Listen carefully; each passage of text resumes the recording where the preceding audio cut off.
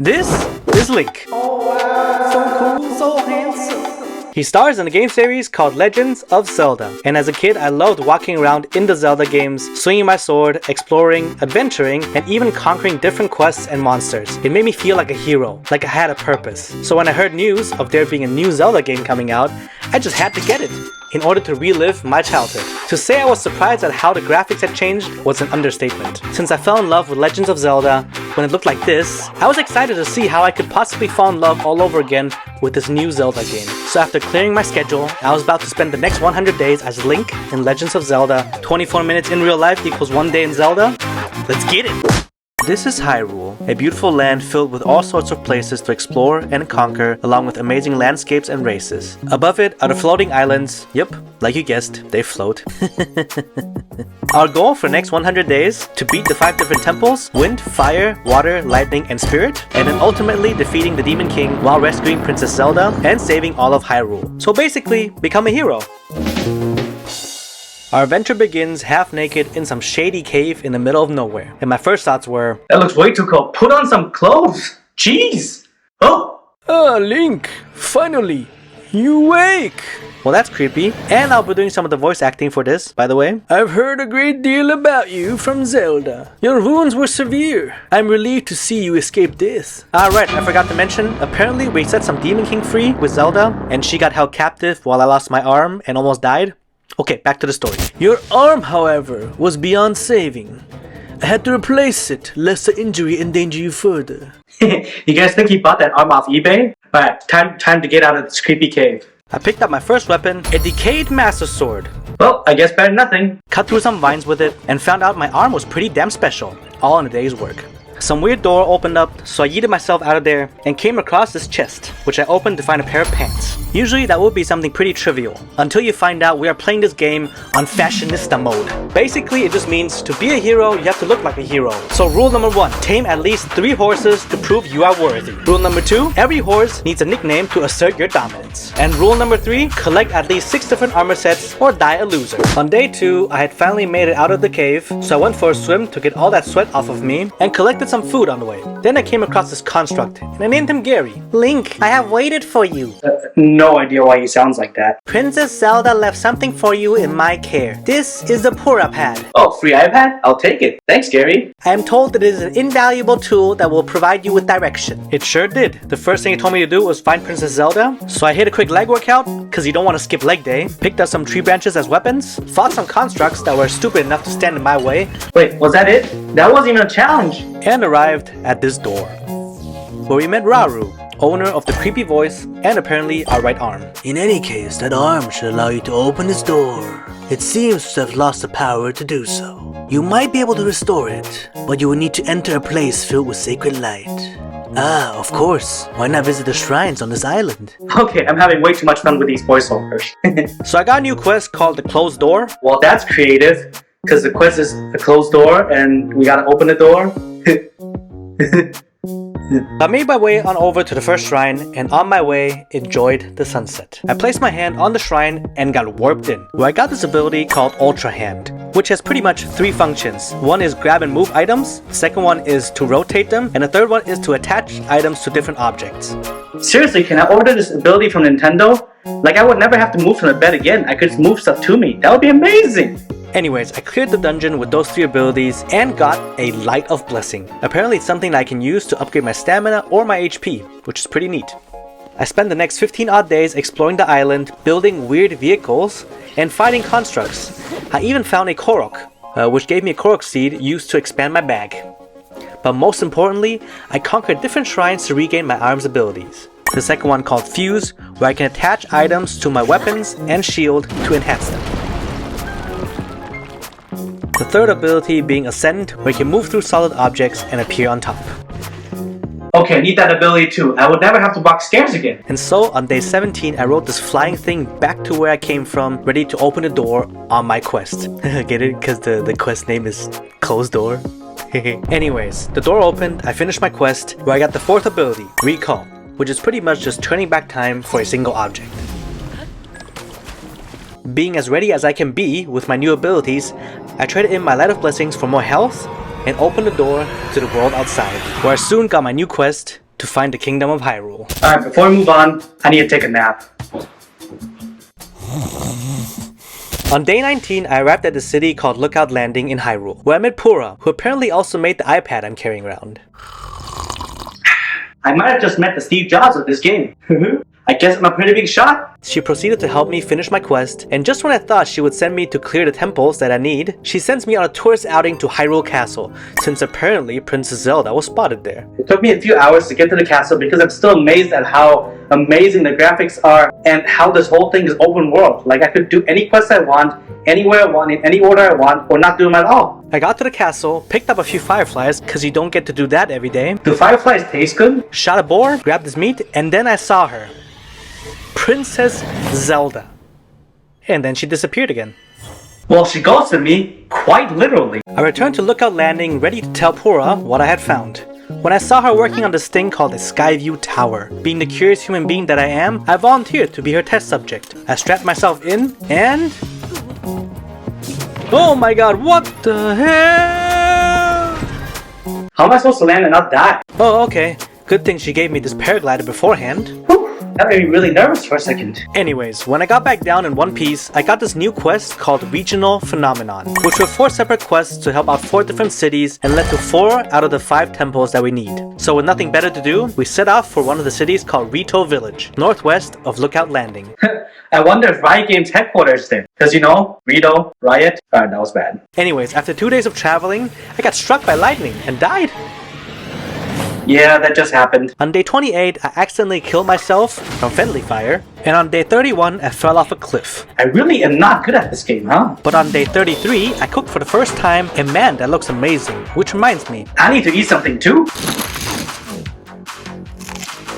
on day 37, I found myself in Rito Village and freezing my butt off. So I had to get something warm to wear first, where I met Tulin. Aw, he wants a hug. I already know we're gonna be best friends. He has wind powers, and it's going to help me figure out how to stop this storm. Apparently you can only enter from the top. So next few days I climbed, flew, and ascended higher and higher.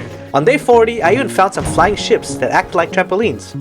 I'm not gonna lie, that actually looks really fun. And then I dropped from the top of the storm and found the Wind Temple. That is the first temple we need to beat. I landed, and then this happened. Brave fledgling, there are still 5 locks securing the hatch at the deck. Use your power to release all 5 locks and the hatch should open. So I ran around the whole temple trying to figure out how to unlock them. I beat up some constructs on the way, built some weird devices again. This one just looks like a huge toothpick, and glided around without regard for my life. But in the end, I ended up unlocking all 5 turbines and somehow setting this centipede free. Oh, I hate insects. Let's get this over with. So the boss fight in itself wasn't really that hard. I just had to glide down, not get hit by anything, and then shoot my bow and hit the purple thing a couple times until it breaks, and repeat that a couple times.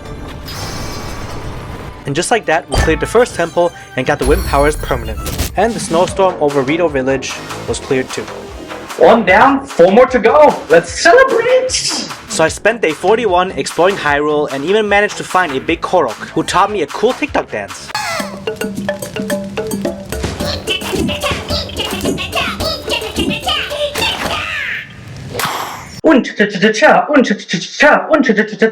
Cha-cha! I also managed to find the whole Royal Guard set armor, which means 1 out of 6 armor sets complete. Oh yeah, I look majestic. On day 44, I finally unlocked my camera from my iPad and could finally take some Instagram-worthy pictures. 4 days later, I found myself in Goron City, surrounded by the Goron people. Oh my god, I love how they move. Look at this. Autobots, let's roll out! So there's this meat that has been infected by this demonic power, and the Goron people are eating it. So I gotta figure out a way to save this village, or watch them all go crazy. So, let's roll out! Alright, I'll stop. I then met Yunobo, who has fire abilities and is willing to help me fix this problem. This time I went deep underground into the depths and stumbled around until I found the Fire Temple. This place had a bunch of roller coasters. Disneyland got nothing on this. I even got to play darts and build my own runway, which was exciting, but eventually I cleared all 5 locks and set this thing free. He kind of looks like an angry spider Pokemon. Anyways, it wasn't that hard to beat him. All I had to do was have some fun bowling with Yunobo. I mean, come on, I'm way too good at bowling to lose this. Strike, strike, strike, and I won! We cleared the whole Fire Temple and I also happened to permanently get the fire ability. Goron City returned to normal, and I happily moved on to the next place. Okay, time to get an energy drink and move on to the next village.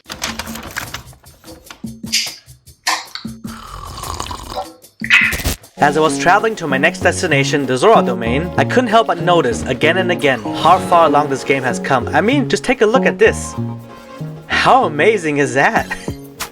Well, on day 53, I arrived at the Zora domain and directly saw what the problem was in this place. They had forgotten how to clean. Alright, I admit, I do that sometimes too, but look at this! Come on man, the place looked filthy, with poop everywhere and some even falling from the sky. So I demanded some answers from this prince named Sidon, who proceeded to tell me he also had no idea where this crap came from, but he would gladly help me fix this problem. He also gave me this armor that made me able to swim up a waterfall. Michael Phelps got nothing on me! And he also told me about his water abilities, which are able to cleanse the mud.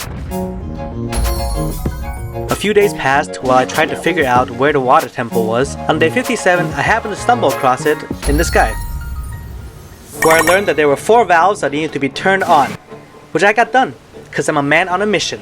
And somehow I set this weird fish monster free. Holy crap, that thing looks ugly. Killed before it lays eggs? It took a few tries, but after dying a few times, I finally got the hang of how to beat this monster and finished it off for good.